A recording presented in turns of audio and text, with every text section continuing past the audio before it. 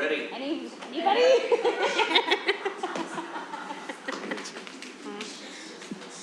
All right, we're going to go ahead and resume our meeting. We just came from executive session where we discussed negotiations. Today is Tuesday, May 17th, 2022. We want to welcome everyone here as well as those online. Let's start by indicating who's here with Terry. Terry Bodden. Julie Jackson. Nicole McDermott. Chris Wynn. Clark Nelson. And Karen Winder. And Rich Nye. there you go. All right. Once again, welcome everybody. We are going to open this meeting with a consent agenda as the first item. So with that, board members have had several days to review a consent agenda. With that, I'll entertain a motion. I motion that we approve the consent agenda. I'll second it. All right, we have a motion and a second to approve the items on the consent agenda. Any questions or concerns from the board? All in favor say aye. Aye. Any opposed? Motion carries unanimously. All right, we have our big agenda item of the evening, which is our lovely budget overview and review. So we have Brian Ipson here who knows his stuff and will be able to kind of walk us through this presentation. And for anybody listening in, I think school finance is one of the most complex budgets with a bunch of rules, regulations, and different pots of money going here, there, and what can and can't be spent in a lot of different buckets. And so hopefully you'll help it all make sense to everybody. I think you could just summarize that and say it's riveting. There you go. So with that, we turn it over to you. Okay, thank you. I appreciate the opportunity to have a few minutes tonight to, as we've talked about, the riveting budget of the Granite School District. I'm excited about it, and I'm happy to be here with you guys and have a few minutes to share. Keep in mind that we are at a point right now where we're close to having the budget finalized, and we'll go through the timeline on that. But the things that we're presenting tonight are obviously not approved, and that's what will happen next month at the budget hearing. So jumping right into this, the timeline for our district budget. March 4th was the last day of the legislative general session, where we got answers on a lot of the state funding and the various revenue sources that we will have in our district budget. By June 1st, the law requires that the budget be published online and that we advertise a budget hearing. And that budget hearing will take place on June 14th. At 5:30 p.m., action taken on 3 items at that budget hearing in June: to approve a revised budget for this school year, to adopt a budget for next school year, and then to set a property tax rate for the coming school year. So there are obviously things that happen and change during any given school year, and so that's why you as a board take the action to modify and amend the budget that was originally approved at the beginning of last school year. Just a quick note that there is a budget hearing, and so the reason that 5:30 is a set time, and so we are obligated to start our budget hearing on the June 14th meeting right at 5:30, and that is a requirement by law. Yep, thank you. The last piece of this is that based on our district's long-term capital plan, we again this year have a shift from our debt service levy to our capital levy, and we'll talk about this in a minute, but this requires a truth and taxation hearing again this year as part of shifting that levy from one to the other. Just like we did last year, we'll have a similar hearing again this year in August, assuming that's the direction we go. Okay, getting into some of these differences between regular accounting, which everyone finds riveting in and of itself, but then when we get into school district and government accounting, it gets even better. So one of the big differences between private industry accounting and governmental accounting is this concept of funds. And As a district, we have a number of funds that are set up to track things separately from others. So revenue and expenditures that are set up for specific purposes or that come in restricted for specific things that we want to do. So some of those examples, capital outlay and bond projects funds. These are our construction projects, our school projects, building the Skyline and Cypress high schools right now. Those are part of our capital outlay and bond projects funds. Debt service fund is set up specifically to make payments on bonds that we've issued as a district. The district activity or school activity fund is all of the fee, fundraiser, donation monies that have come in at the school level. Food service is the federal and state funding that's used to fund our breakfast and lunch programs. Granite Education Foundation is our 501c3 separate entity foundation that is brought onto our books and becomes consolidated with the district for purposes of reporting. And then there's the Everything Else Fund. So the Everything Else Fund is the general fund. You'll often hear it referred to as the M&O, Maintenance and Operation Fund. And this includes everything that doesn't fit into those other areas. And one key thing to be aware of, it has both unrestricted money and restricted money. So there are pieces of the general fund that contain unrestricted money that doesn't have strings attached to it, and then other parts of the general fund that have federal programs or state programs that are specific to a purpose or a program that's been set up. One thing to be aware of, nearly all of our salary and benefits, with the exception of our food service people, are in the general fund. So these numbers, one caveat here, are this current school year that we're in, but for purposes of illustration, I've thrown them up there. In June, we'll have the final budget for fiscal year 23 that will have updated numbers for the coming year. But overall, $935 million is the budget in fiscal year 22 between all of the funds combined. And you can see the general fund's the biggest piece of that at almost $640 million. Capital and bond projects, another big piece, and then smaller pieces for our school lunch, district activity, and debt service kinds of funds. This is an important slide for purposes of understanding unrestricted versus restricted sources of funding. So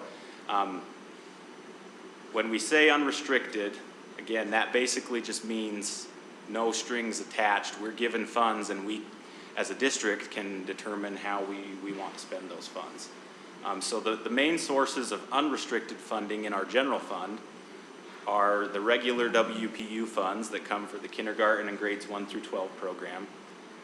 Property tax guarantees that the state says for certain property tax levies, they will guarantee that we bring in a certain amount of revenue on that property tax levy. And if we don't get to that level, then they will kick in with the remainder to bring us up to that guarantee level. There are all of our property taxes, the basic rate, the voted levy, and the board levy. All of those levies end up in our general fund and become essentially unrestricted funding that can be used for general maintenance and operation expenses. We have a number of restricted programs between our federal funding, so that would be our ESSER funding, our Title I funding, certain CTE funding that is set up and received for specific purposes. On the state side, we have special ed funding, CTE funding, Trust Lands program, the Adult Ed program, TSSA. Those are all required to be spent on those specific programs. Our general fund, you can see here, 87% of what we spend in the general fund is on salaries and benefits. So this is important to understand. Changes that we make to salaries and benefits have a big impact on the overall budget of the district, right? We're in the business of paying people for their services and providing education, and the biggest part of that is the salary and benefits that go along with that. So 87% salary and benefits, smaller pieces for supplies, utilities, and other items. But key takeaway, it's a huge part of what happens in the general fund is salaries and benefits. Sorry that I'm asking this question late. If you go back to I think it's slide 4, and it has on there district activity. And Yes. I think, is that administrative costs? What is that again? The district activity here, No, I'm on a pie, it's like a pie chart that has our budget of all funds. yes. And one of those slivers is district activity of 14 million. So the district activity fund is the school activity funds. That 14 million is the budget for the expenditure of school fee money and donations and other local Gotcha. sources that come into the schools. Okay, that's great. I didn't know that was not in the general fund. That makes Yeah. me happy to hear that. Yeah, those are completely separate in a separate fund.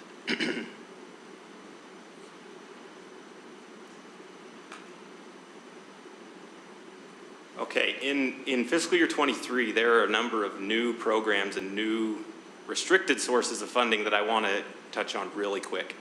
The first one of those is the flexible educator-directed professional hours. So this funding it comes from House Bill 396, and it's specifically supposed to be used to pay for professional hours to educators. So the definition of educator in this bill is important. It includes regular general ed and special ed teachers, counselors, school administrators, school specialists, student support, school psychologists, speech language pathologists, audiologists. So essentially anyone that is licensed in Cactus becomes eligible to receive this professional hours stipend, essentially. And key part of the administrators piece here is that it's school administrators who are at a school, not district level administrators. The point of this bill is that each educator would create a plan in consultation with their principal and work on that plan during the school year to increase their aptitude, their professional development. And at the end of the year, they meet with their principal. They sign a statement saying that they did the plan that they had set out to do at the beginning of the year. And as they complete that plan and sign their name to that plan, they receive this stipend at the end of the year. So our preliminary allocation on this is just over $6 million and will be adjusted in November, but we're currently working through the details and logistics of how to roll this out in the new school year. So how does this look like on a per person basis? I think I'm trying to wrap my head around that 6 million and go, okay, but what does that mean for a single teacher or a single speech pathologist? So some of those are the details that are being worked out currently. Rick Anthony is the one that's kind of headed that process up of figuring that out and working with the various stakeholders involved. But I think the plan is to have a very clear understanding of how this is going to work and whether it's something that's based on the lane and step that the teacher's on, or whether it's a flat amount for everyone across the board. Those details are still kind of being worked out as far as how. But every teacher, everybody on this list can make a plan at the beginning of the year and say, I need to work this many X amount of extra hours beyond contract hours for this for this extra pay, Correct. Essentially. Yep. Outside of contract time, but it has to match the plan. Do we know how many hours yet? Has that been figured out? So this. Sorry, that's a specific question, Rick. It's a good question because how the allocation was made is a little bit different than tracking hours. So the allocation was based off of just some math had to be determined when the bill passed, and so they took the average hourly rate of a teacher in Utah and times that by 32 by the number of teachers to set aside the money. And it speaks to those 32 hours. Now, the bill does not say that a teacher has to have a plan that takes them 32 hours. So it's kind of this guideline. We're not looking to get into the weeds of you work this many hours for your plan. We just want a substantive plan that's attached to a stipend to teachers. And Rick, is it required of every teacher to make a plan? No. Or this is optional? Correct, and that becomes, and thank you, Brian. Brian's helped me with the math on all of this and just even modeling out different options. So he's listed there that what will influence what that bottom line stipend amount is how many, our educator count on November 15th, but what will also influence it is how many people submit for a plan at the end of the year. So if a lot of people don't, that means the pie is that much bigger for those that do. But is there a deadline? Oh, sorry, Chris. Go ahead. I was That's just what going to say, is there a wondering, like, deadline how to would we kind know? of get How would- in the? How would they want to, yeah, how would they know to put in that submission, you know? The- If you know you're going to do it, but then you don't know what you're going to get out of it, like. We'll have Do you know what I modeled out a mean? rough idea, right? We don't you want to just do paint. it. I know it's teachers, but. Is it? Okay. And the law does require that they have that plan in place by the first day of instruction. So they should be working with their principal to have a plan. So that by the answers first my day of question instruction. as far as get a glimpse of an idea of how many are participating in this program, if it has to be done by the first day of school. Yeah, Yep. and that will be a less formal process than the end of year process where they actually are signing Sure. and saying they completed the plan, but they will have to work with their principal to have a plan in place. Right. Which is okay. I think that's less. My question, and I'm sorry, I apologize, this may be getting into the weeds, but it seems like some of the professional development hours have been taken, I don't know. Professional development hours have been taken away from schools to be able to allow principals to pay their teachers to go to, use a professional development day. Is any of that able to be used for that, or is there, So- are we looking at that at all?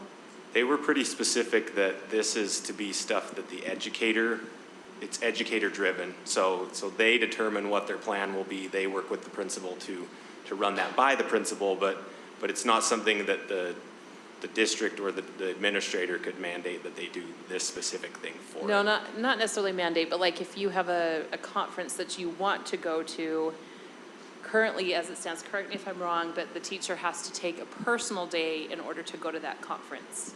Can this go toward paying for a professional day and them not having to take a personal day in order to go to that conference as part of that money that they get? Does that make sense? Yeah, the question makes sense. And I would think if that's educator driven, if they're saying, hey, I want to do this thing that's outside of contract, then that would work for it. But wouldn't they still have to take the day of leave, because then they're counting their hours towards that? Because there's a double dip here, Yeah. Yeah, Nicole for lack of a better word. Nicole inserts a piece that we haven't thought through yet, and that's this idea of taking time and having a substitute, essentially. We haven't got to that level of discussion currently, and as we're thinking about this, we've been framing it, not that that's wrong, but we've been framing it as a project outside of my on-duty time or my regular hours. But that is a nuance that I'll have to make note of here that could come up. Yeah, because I can see, some people actually may choose to take a personal day, because that's 7 hours where they can say, hey, this is that meaningful to me that I'm choosing this. So I do think that at least needs to be looked at, because I think it will come up. Yeah, it could be part of my project that I'd like to do this year is I'd like to attend this for a day and then do X, Y, and Z. And so I want to package that in my project, and we'll talk through that. But initially, just out of the gate, I don't see a problem with that. We just have to figure out the logistics. I have a quick question too. Is this just for the 2022-23 school year, or is this an ongoing bill that was passed that every year this will be available? This is one time. One time, okay. And potential for, we'll see what happens in the future, but it is one-time funding. Okay, moving on. The next piece of also one-time funding that we've received is from House Bill 475, Public Education Capital and Technology Funding. So this funding, our portion is $6,657,798, and The funds are specifically set up to be used to support students and schools through one-time priorities, including student safety, technology, instructional materials, and capital facility improvements. So this one is really open-ended on what we choose to do with it, how we choose to spend this funding.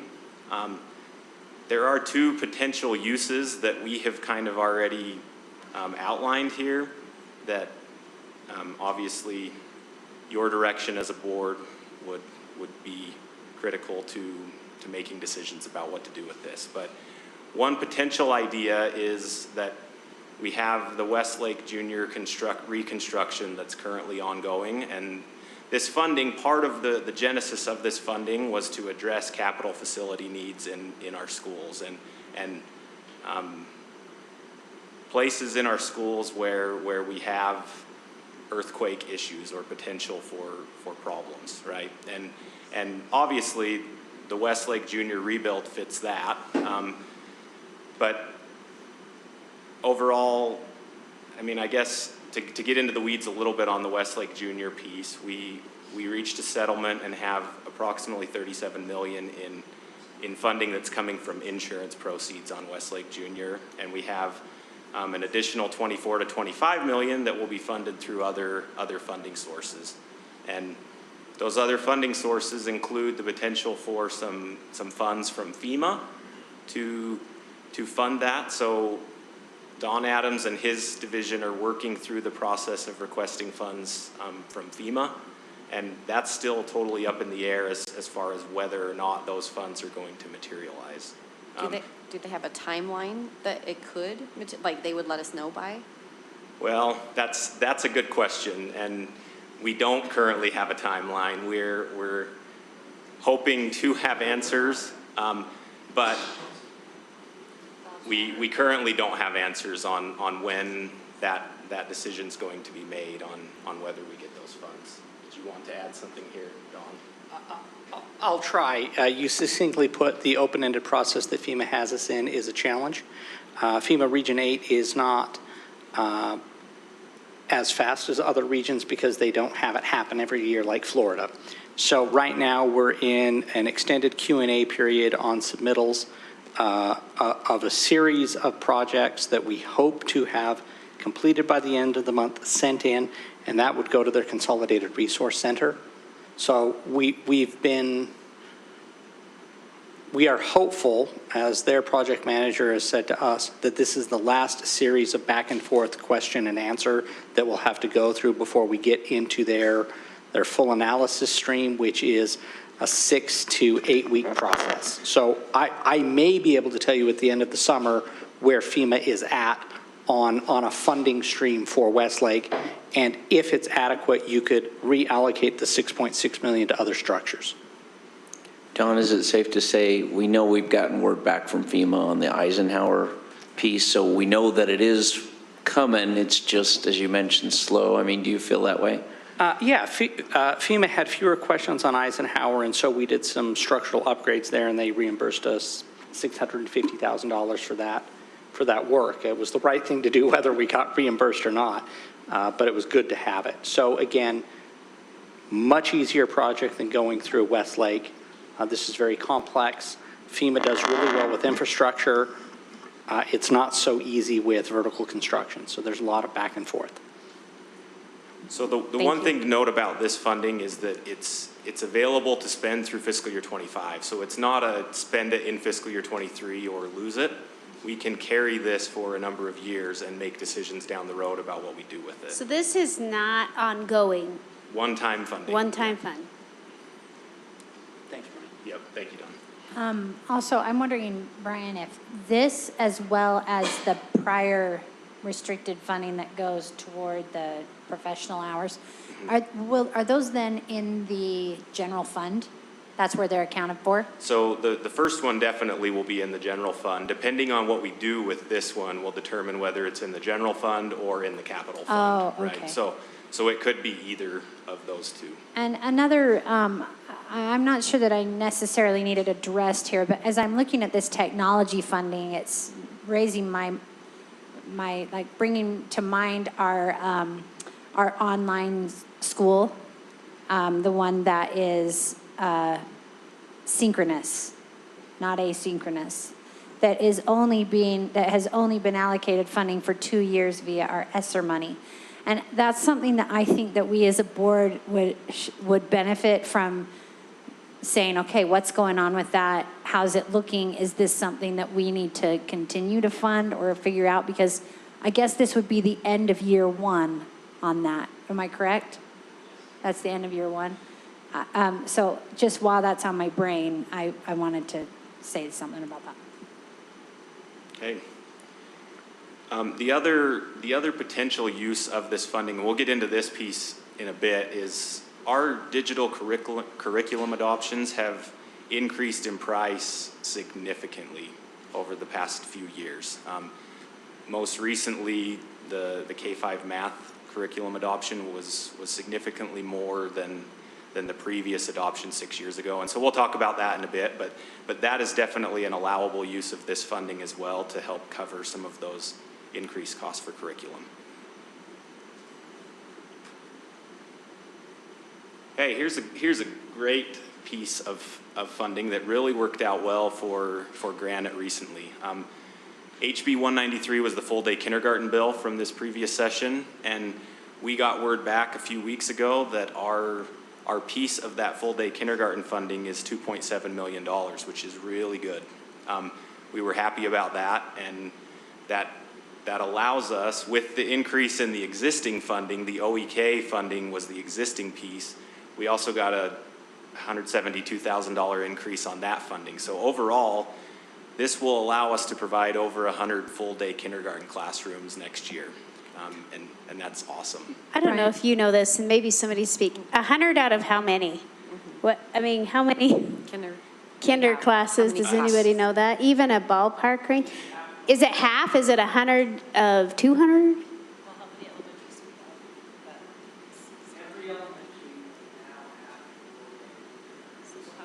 So every elementary will have at least one OEK.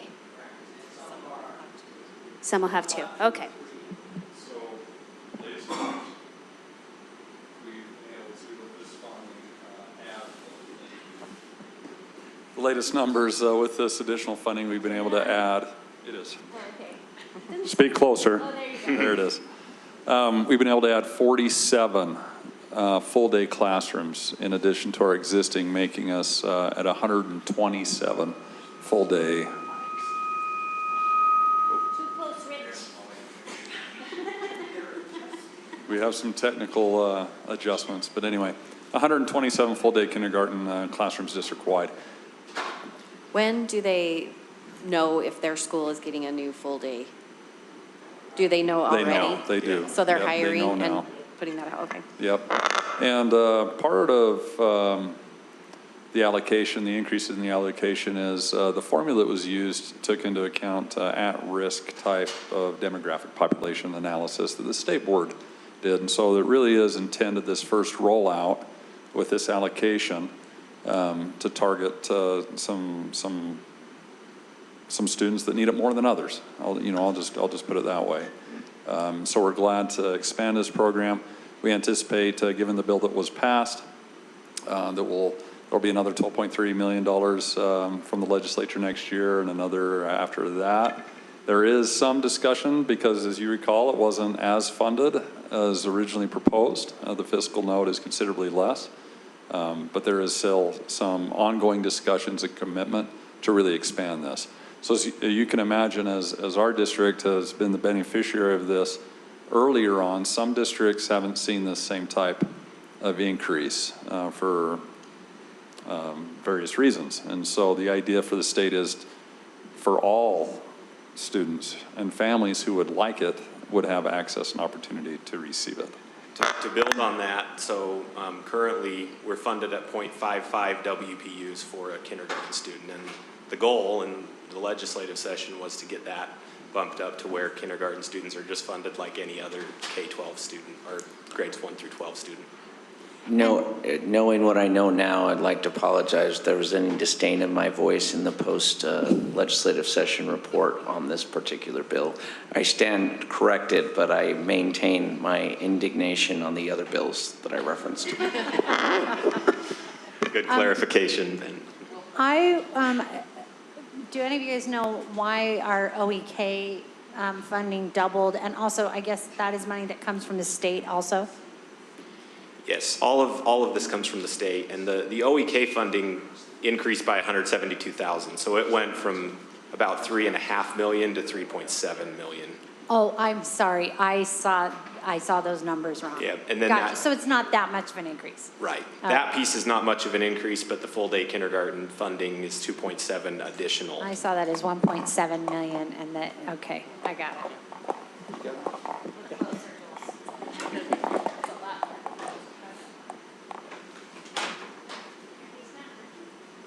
Yeah, we thought we were one short. We keep having to share over in that corner. We should have just pulled out a few extras. Okay, at-risk funding. In the school year we're currently in, there was a big shift as far as at-risk funding that moved this funding source from below the line to above the line, meaning that this was funded as an add-on to our WPUs that we get, and significantly increased the amount of at-risk funding that we receive. So this funding is intended to be used to improve the academic performance of students who are at risk. And moving this above the line basically recognizes that there are significant increased costs that an LEA faces when we're trying to help provide services to a student who is at risk of academic failure. And so what happens is they give an additional weighting to students that meet certain criteria. So economically disadvantaged students, in this school year we're weighted at 0.05 additional WPUs on top of the 1 WPU they would have already qualified for. In 23, that's moving to 0.075. And then English language learners, the weighting is increasing from a 0.025 to a 0.0325. And you can see the target weightings in legislative intent language is a 0.3 and a 0.1 for those two areas. So this funding source has the potential to increase significantly in coming years as well. Can I ask where does that get put? Like, is that, it looks like some of that will be through the district, will spend it on counselors and social workers, or is that going to go directly to the school and the schools get to choose how to do that? So this is not a school level kind of thing. This is all done at a district level, and essentially, I mean, all of these services and things that are provided benefit the schools and provide huge dividends at the school level. Hit it? Oh, there we go. Specifically, what we have taken out of this budget is additional teachers as well as administrators, counselors, social workers, psychologists, educational equity type people, and there's some of our alternative type supports that come out of this funding as well. Is that at the district, like the district ones that like the burst teams that we send out, or is this like you see a need at a high-risk school, so you're saying, okay, we're going to give you an additional counselor, or what is that? Well, okay. This one's going in and out.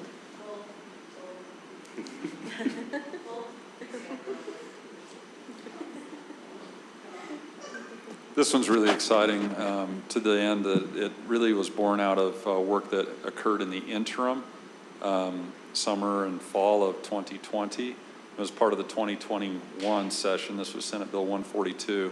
And what it really does in our state is really take a big step and acknowledge that different students have different needs, and we need to look at it more equitably and how we fund for those needs.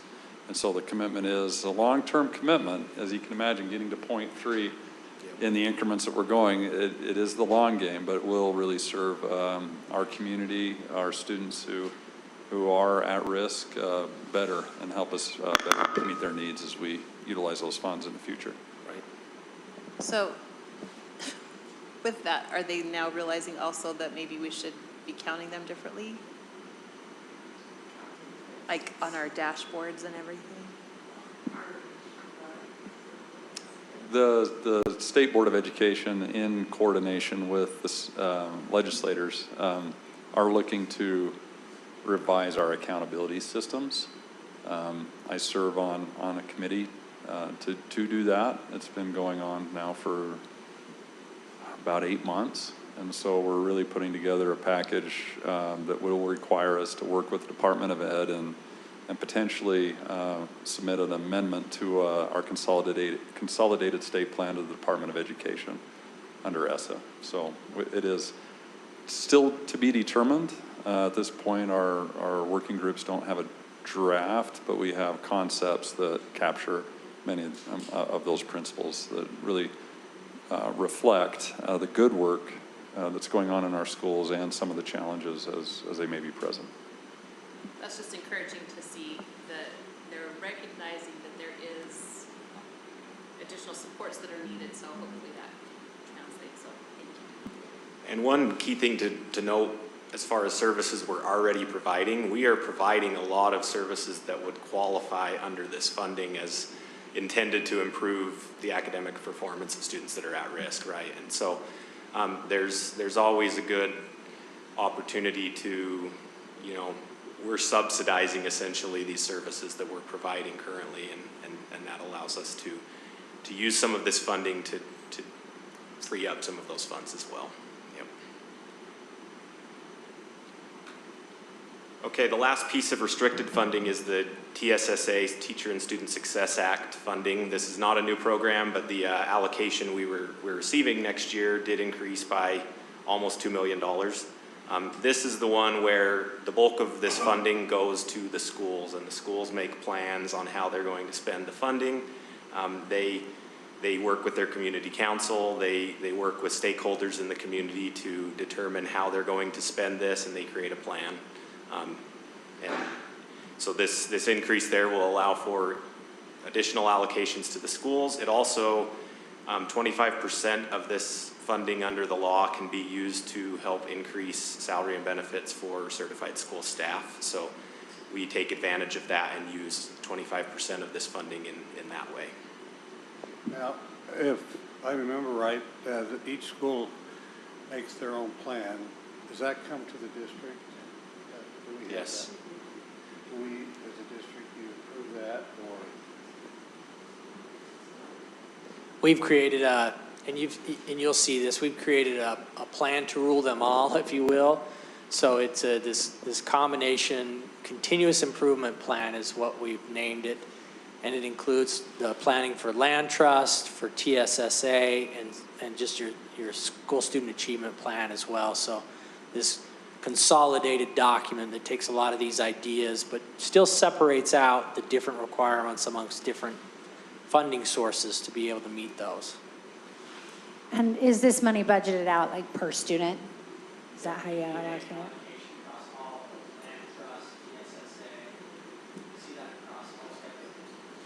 As someone who's been on a lot of school community councils, I don't think I've ever had a principal talk to me about the TSSA money.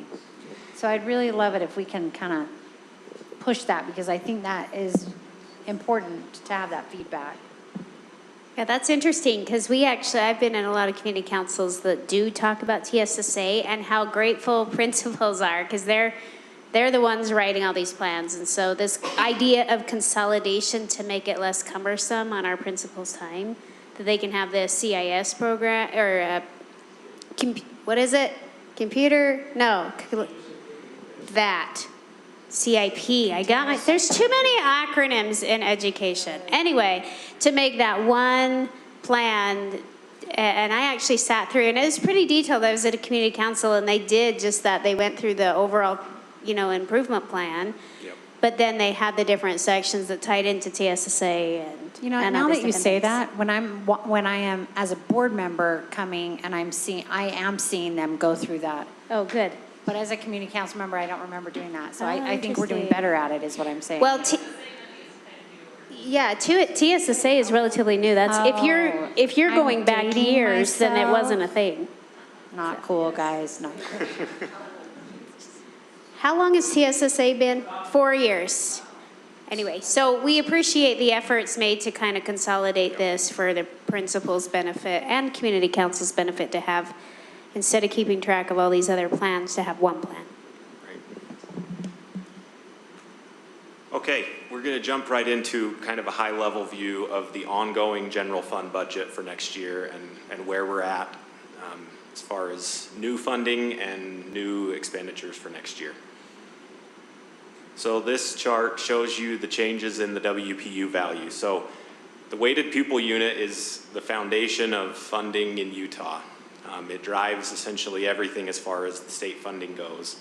And the last 2 years now, we've had a 6% increase in the WPU following the fiscal year 21 where we had the cut from 6% to 1.8%.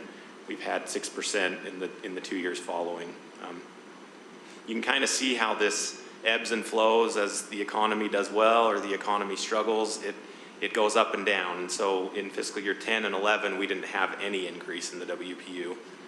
Fiscal year 12 that's kind of misleading as there was a shift from removing other funding sources and rolling them into the WPU. And so it actually wasn't much of an increase that year either. But then since then, we've kind of been in this increase to 4 and then up to 6 recently. So that's a good thing. We're happy for increased funding and recognizing that costs are increasing at a crazy rate these days as well. So that's very needed and welcome.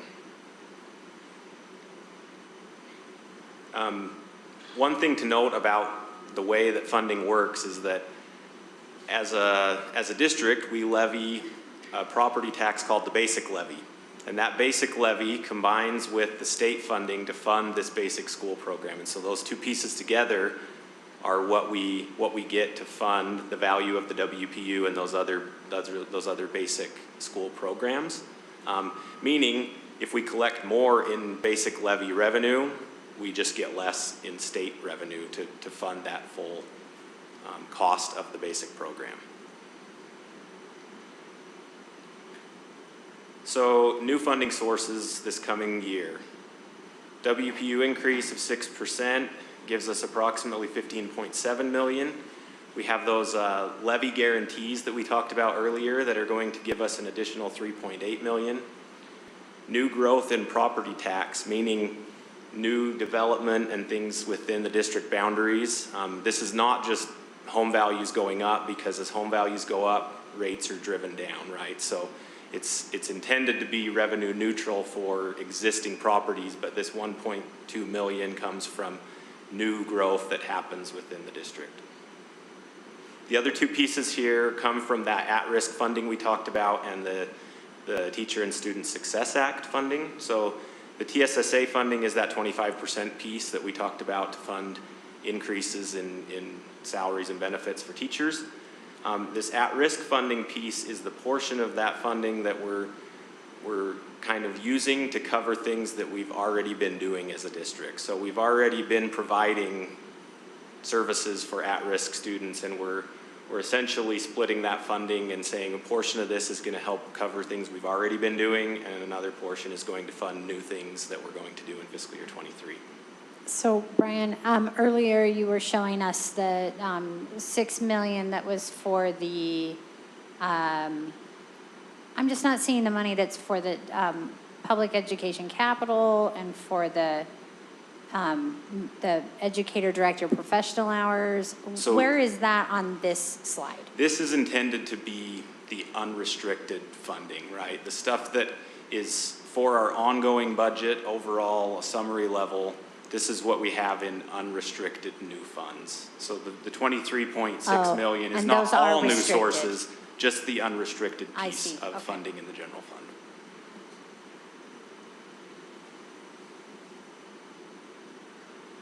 Any other questions on the new funding sources we have in 23?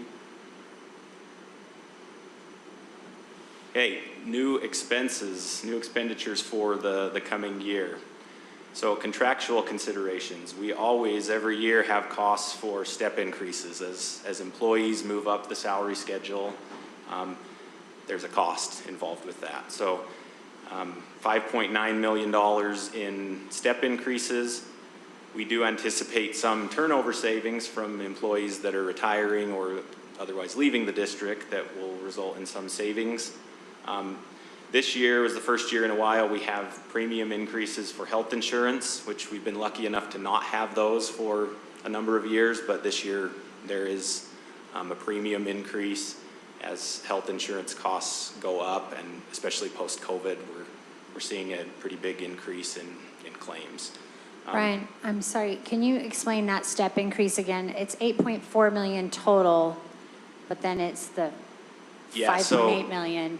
Recognizing again, this is showing the cost to unrestricted funds. So 8.4 million is the total cost of step increases next year. 5.9 million of that will be borne by unrestricted funds.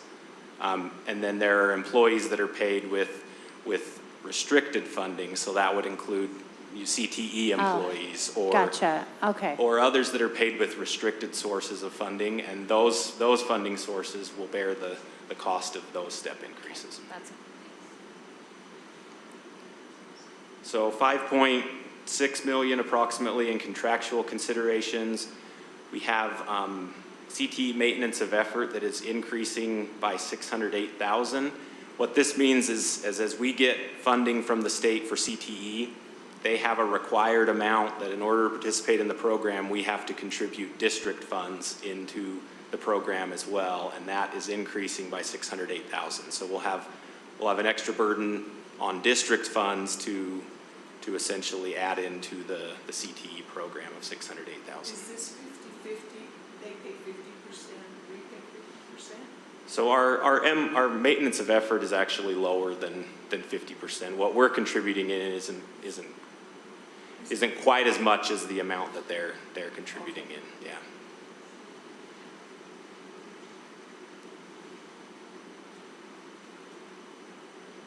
Okay, other budget items, and we'll talk about each of these, and especially the curriculum software adoptions. We'll go over that a bit, or in more detail in a few minutes.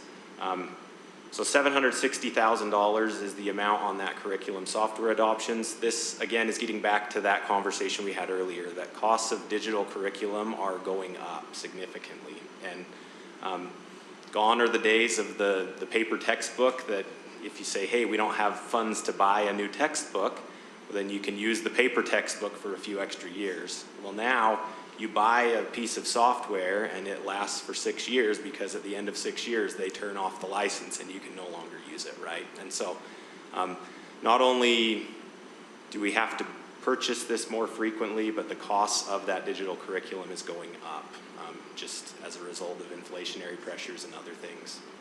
I would really love our board to consider this, because I think that there's a lot of data out there that shows that digital textbooks are not as effective for our students, and a lot that shows that they're not as high quality as printed textbooks. And I would love for us to study this and consider whether this is actually, it kind of seems like, oh yeah, we always want to do everything high tech, but it would be good to know that that actually was the right decision, and look at that. So this is something I would really suggest and ask the board if you'd be interested in studying, especially considering that we're looking at this and recognizing that the cost is going up. And just what Brian just said, it's not like you can extend the life cycle of these textbooks. Like it's a finite life cycle because it's a subscription, right? And so I think it's something that we should really look at. Are there printed textbooks still be printed? He says a little. Yeah, so different publishers are moving to more of that digital platform. That's not to say there's not, but we're seeing this shift to more of that. I think for the board that when we get to the point of another curriculum adoption, before that, maybe in a study session, is to take a look at the curriculum adoption process that includes, different stakeholders to review these types of things, and that kind of gives us a platform for that discussion to also take place as we articulate what that process is. I agree, that stakeholder piece is really crucial. I don't think this is a board-only figure it out. It's definitely a stakeholder deal.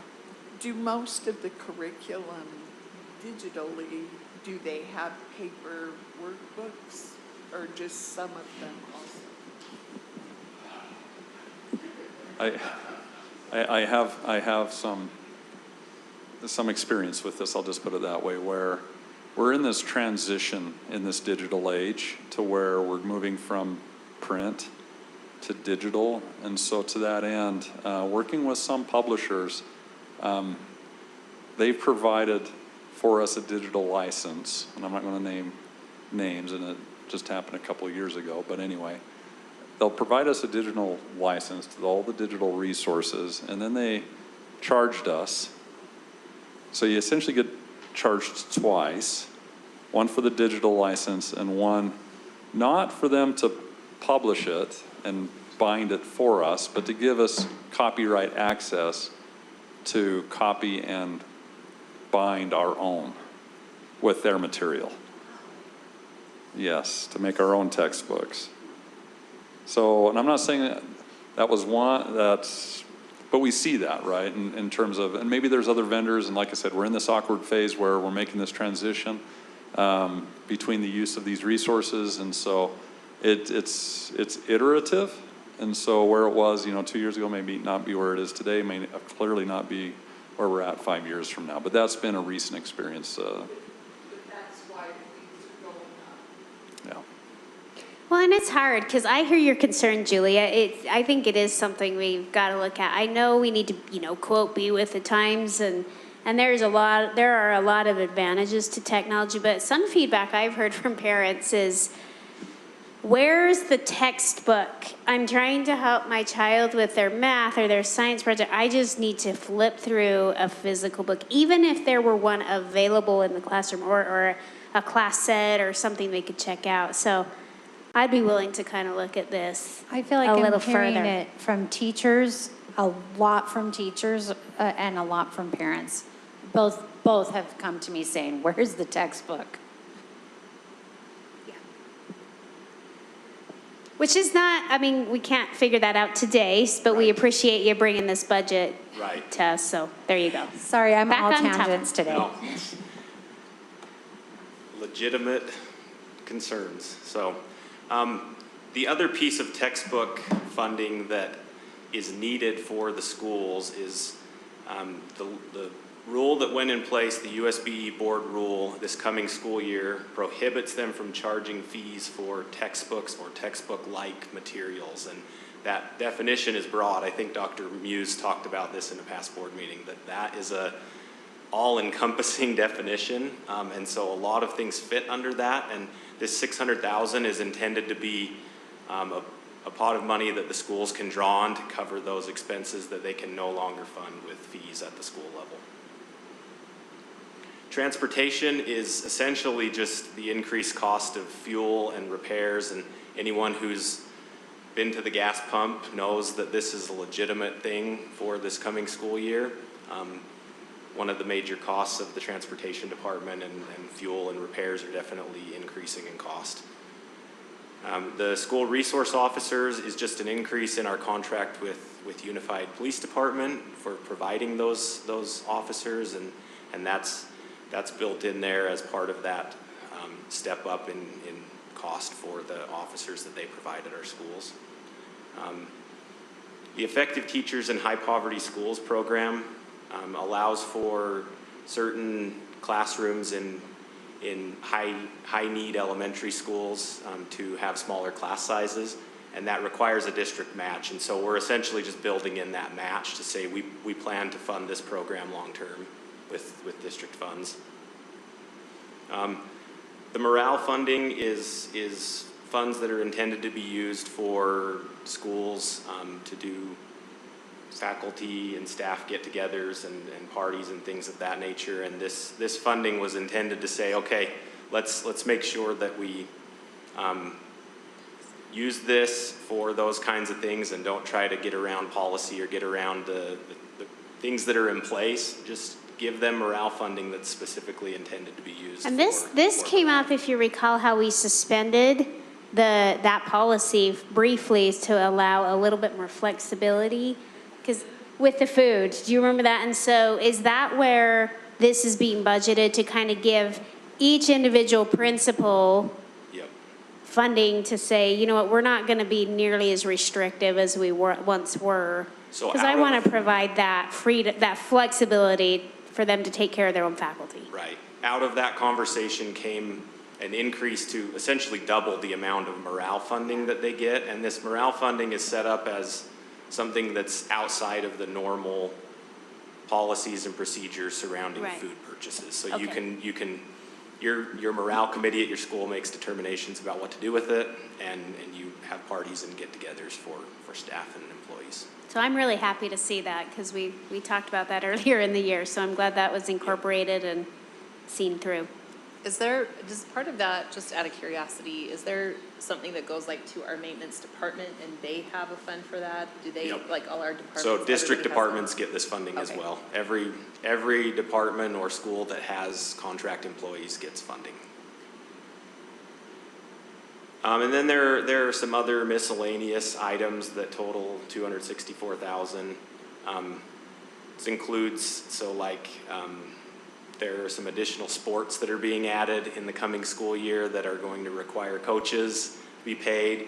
There are other various miscellaneous things that make up that $264,000. So in total, these ongoing budget items and expenditures, $2.6 million. So we have to recognize, as we look at all of these new sources that are coming in, there are things that come off the top. There's the step and lane change increases. There's these ongoing budget items that come up. And so those things kind of get scooped off the top right off the bat. Brian, and then, yes. How did we come up with that number for the morale funding?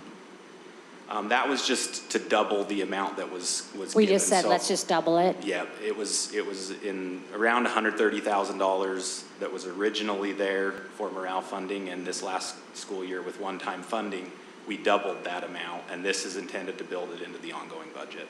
Okay. How many employees do we have? This is for all employees, right? Yes, all employees. Like, will our transportation group get it? Yes. And okay. It's based on contract employees, so the funding is allocated based on contract employees, but and how many of those do we have? The funding can be used to pay for hourly employees and others to participate in these parties too. You don't sit at the door and make sure that only contract employees come in, right? This is for everyone to participate. How many employees do we have? Does anybody know? It's a good question. 9,348. Is that right? 9,000? Sounds exactly right. That's nine something. Wow. Well, I just divided that by that number, 130,000 by 8,000, which is what I thought we had. And it's $17 per person. Just to kind of put that in perspective, that's like, you can get somebody maybe a lunch or two with that amount of money. Just to think about Julie, what that did you means, do the right?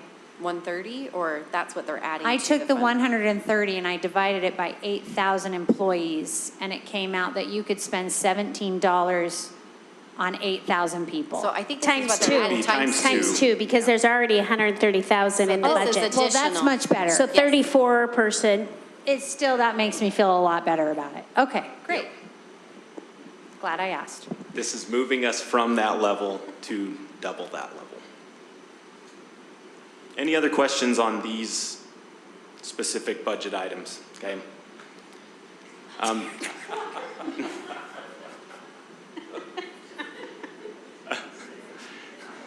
That's Clark's way of saying, move along. Yeah, move along, right? The last piece of the budget is always this cost of living increase that happens. To recognize that costs for everyone are going up, right? I mean, this is a tough time to be paying the bills. And so this is totally proposed at this point. This is not final for a number of employee groups, but this is just for illustration purposes. We've put up here a 4.25% COLA, and what the cost of that is on an ongoing basis. Did you? I think that was just ratified, so it is. So that's the just teachers. kidding.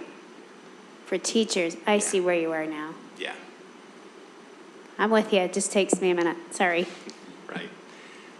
But for illustration purposes, the cost of that in ongoing funding is $14.8 million to provide a 4.25% COLA for our employees. And that gets us to a place where when we add this all together, our budget is balanced, right? So this is our ongoing budget, and we're at a place where the money that's coming in can cover the costs of the things that we're proposing to do next school year, which is where you want to get when you're building a budget, right?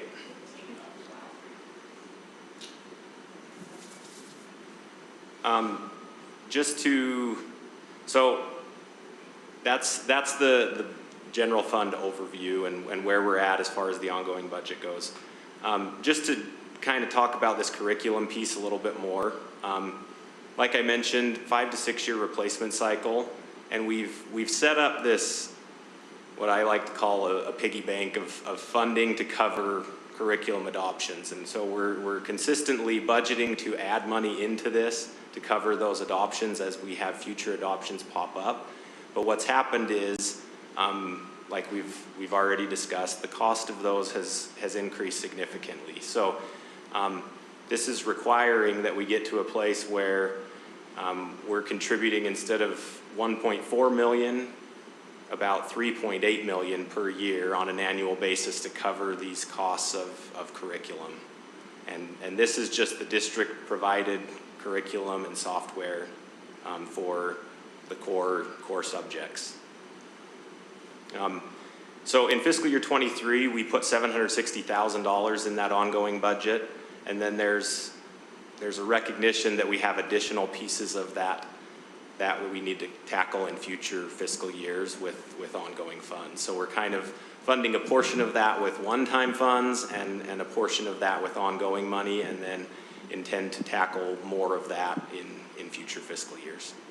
So this isn't necessarily a question for you, but maybe for some of you over here, but have we analyzed to see are teachers using all of these curriculum? There's some that I have gotten wind of that some teachers are like, I don't even use that. And it kind of brings to question, why are we paying for that when we're not even, like, very few teachers are actually using it? And how do we analyze that, and how can we maybe be more efficient in that? How do we do that? We do have some software we picked up this year using ESSER funds to track essentially hits to different programs. So how much is Outlook used or Word used? So I could run those numbers for you. My general sense is that most teachers do use the materials, not all, most, recognizing that the standards are a non-negotiable, if you will. Teaching the standards, what instructional materials you use to teach the standards, there is some autonomy in that. An anecdotal thing that I will say about our latest adoption, Ready Math. In elementary, we had Go Math prior, and the sentiment was, we really want something new that meets some of our other needs better. So it was a large, I can't really put a number to it, sentiment that it's time for us to progress with new instructional adopted materials. A nuance also being literacy and numeracy are our big adoptions, and then we have quite a few other, I'll call, ancillary adoptions that happen as well. But the big ticket items end up being our elementary literacy and numeracy adoptions, and then in secondary literacy and numeracy as well.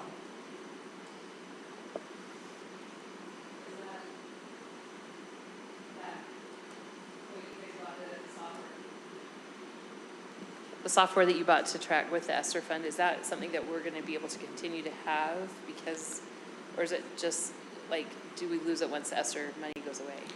there'll be a decision point and a price point to decide whether we think it's worth the value of the data that it brings us for decision-making, worth the cost of it. I think too that as we analyze this, it's another important question to ask ourselves is the impact of having our kids on a screen as often as they are if we're putting textbooks on the screen too, you know. I think there are a lot of benefits to the online curriculum, but I'd love to understand about that too. Okay, moving along for Clark, right? The last thing I want to talk about quickly is property taxes and what the rates are proposed to be for next school year. Just as a reminder of this piece of, this is essentially what was approved by the voters and by the board back in 2017, was a hybrid of a single tax increase that would increase funding to our capital fund and a series of bonds that would result in an annual impact as those bonds are issued, right? So what happened is the recommendation was a hybrid of both of those, where we issued bonds, and then as bonds come off the books, we do a shift from the debt service levy to cover the payments on the bonds to now ongoing capital money that can be used to rebuild and revitalize our schools long term. So just a reminder about where we sit with that, and we're plowing forward with that strategy to continue increasing our capital levy as the debt service levy goes down. So I have a question just of asking, you know, when we did this, it was $183 a year. Does that go up according to the price of, you know, as our homes increase? So are we collecting more as the economy's good? I don't know. So the plan was to set a rate and have that rate remain steady, meaning as we move from the debt service levy to the capital levy, we keep that rate constant, which will mean in years where values go up, it could result in an increase, which is why we have to do the truth in taxation hearing as we shift this, right? So yep. As a reminder, this is a list of the projects that have been completed with bond funding. So Driggs, Evergreen, Hunter High, Olean Walker, Rosecrest, South Kearns, and Valley. We've still got Skyline and Cypress ongoing. And then when we get those ones done is when we'll begin to have additional projects that are on the list ramp up and get going. So here's our rates for fiscal year 23. And you'll notice that because of truth in taxation laws, as those values increase, we've got decreases in our board local levy, our voted local levy, and our regular portion of the capital levy. All three of those are going down as we project that values are going to go up in the district. And then we have this piece that we're moving 00004 from the debt service levy up to the capital levy. And you'll notice that if you add those two together, the capital local moved from debt and the debt service levy, that combines to a rate of 0.001957. And that's the rate that was, you know, we've kept that at the same level as we've done those shifts each year. And so this capital piece moved from debt is what requires us to do that truth in taxation hearing in August. The basic levy and the charter levy are set by the legislature, and we just essentially levy the amount that they tell us to on those two. I just needed a reminder, what is the most that school board can ask for, you know, in a levy? Like we have a taxation ceiling, what is that? So it's specific to each levy. So like for the board levy, we're at a 1.846. We could go up to a 0.0025. So we have some room there that we could potentially levy additional. And with the voted I believe it's a .002, so we have room in the voted essentially as well, but that one requires a vote of, in an election that we actually have a vote to increase that one. Thanks. Yep. Okay, but overall, the key takeaway here, our rate is going down as a result of truth in taxation from a 7105 to a 6937 overall. So 007105 down by 000168. And this shift that we're doing will bring in approximately 44 million in fiscal year 23 to cover the Cypress and Skyline projects as we move forward with those.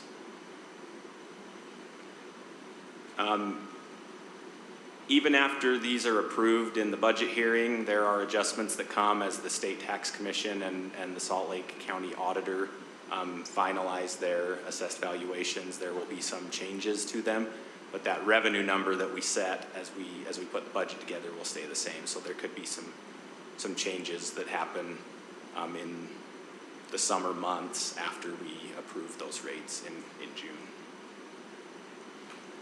So to summarize, on June 14th, revising the budget that will be published online. So I'm trying to work through all of this and get it all done by June 1st. June 1st is the deadline per the law that we have to have our budget out there and available. And we're working towards that. First time through, it's been a lot of fun. And I've learned a lot of new things. But that's the date that it'll be available. And then that's both the revised budget for this school year and the proposed budget for next school year.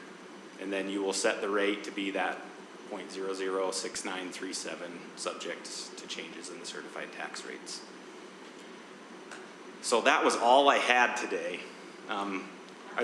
That's it.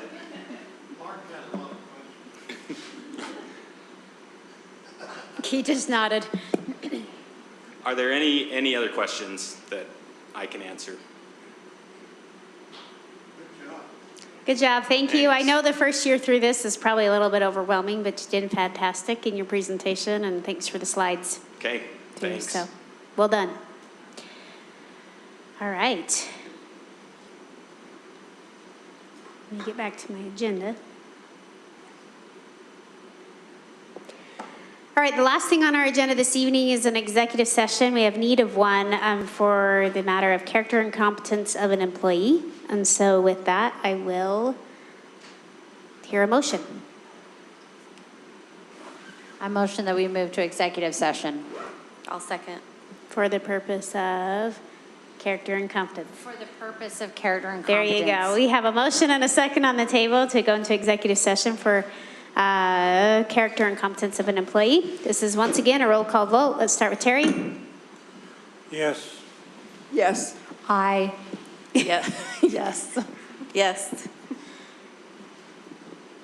Yes. All right. So we're going to invite everybody to leave except for the board and superintendent and I. We can have a few minute break, yes. And we're also going to adjourn. We're going to move rooms upstairs to the conference room by Rich's office. B217. I'm just going to make a quick motion. I move that we do not have any bathroom cleaning during breaks from now on.